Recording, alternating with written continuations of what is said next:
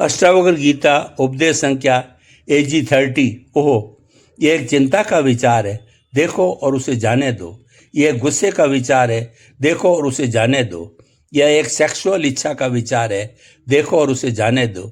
तुम देखोगे कि तुम विचार नहीं हो, तुम विचारों को देखने वाले हो। विचार तो बस बादल है और तुम पूरा आसमान हो। बादल आते हैं और चले जाते हैं, आसमान वहीं रहता है, अविचल, शांत, अनंत। इसी तरह तुम्हारी भावनाएं, इमोशंस तुम्हारे अंदर का मौसम है। कभी गुस्से की आंधी, कभी दुख की बारिश, कभी जलन की उमस भरी गर्मी और कभी खुशी की खिली हुई धूप। तुम क्या करते हो?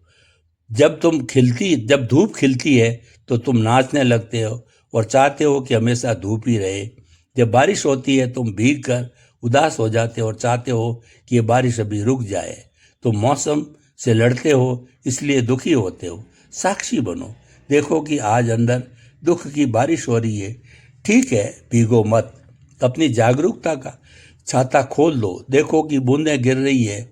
महसूस करो उस उदासी को, पर यह याद रखो, मैं बारिश नहीं हूँ, मैं तो आसमान हूँ जिसमें बारिश हो रही है।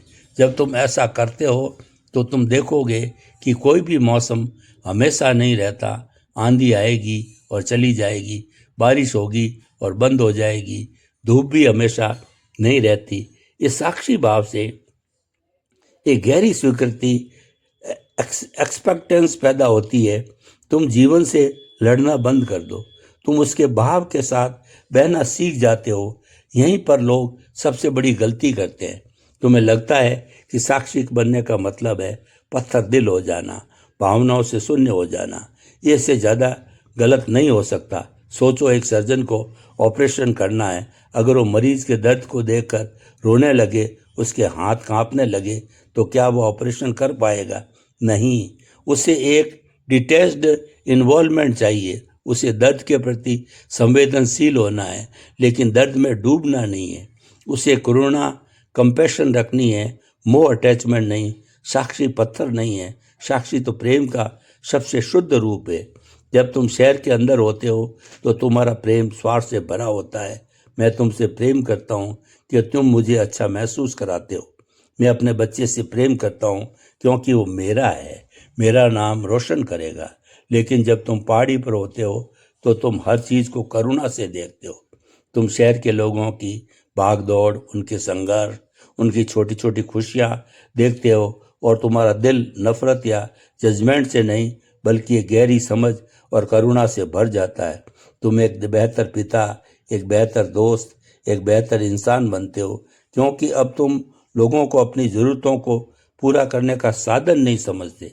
तुम हर इंसान को उसकी अपनी यात्रा पर एक मुसाफिर की तरह देखते हो। तुम्हारा प्रेम अब किसी को पकड़ने या बांधने की कोशिश नहीं करता।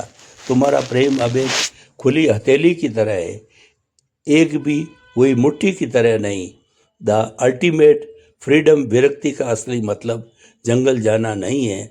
विरक्ति का असली मतलब है शहर में रहते हुए ये याद रखना कि तुम पहाड़ी हो। अपनी सारी जिम्मेदारियां निभाओ, राजा जनक की तरह राजपाट संभालो, पूरी लगन से काम करो, पूरी गहराई से प्रेम करो, जीवन के हर रस का आनंद लो, लेकिन भीतर ये स्मृति, ये जागरूकता हमेशा जलती रहे, मैं शरीर नहीं हूँ।